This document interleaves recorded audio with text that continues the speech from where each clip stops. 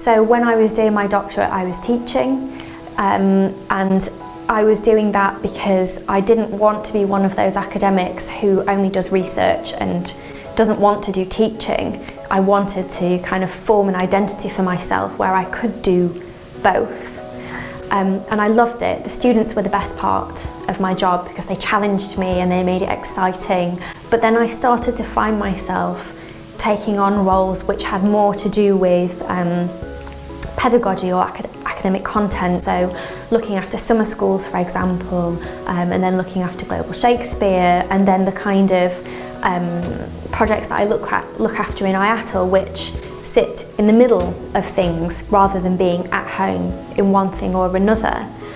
And it's not easy being in that in-between space because I often don't have a home. You know, I bounce between places, but actually that's a very exciting and powerful place to be because things are new there, and it's a place where you can draw connections between things that someone in a department doesn't necessarily have the freedom to do.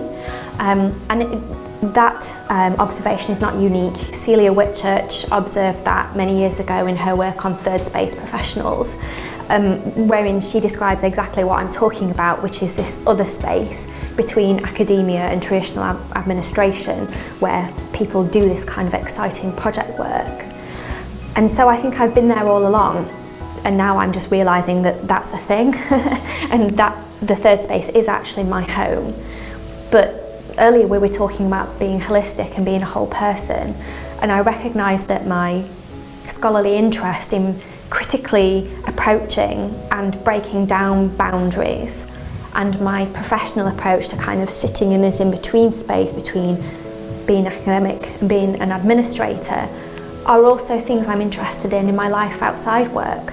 So I'm a feminist, and that means that I believe in breaking down unhelpful boundaries between people. You know, I believe in intersectional feminism, in thinking critically and carefully about gender and how we apply those labels to people.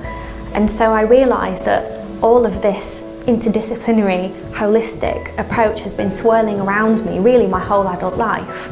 But it's only now, as I come to this point in my career at Warwick, where I've been lucky enough to exploit and make the most of that position, that I realise that that's what's been happening to me all along.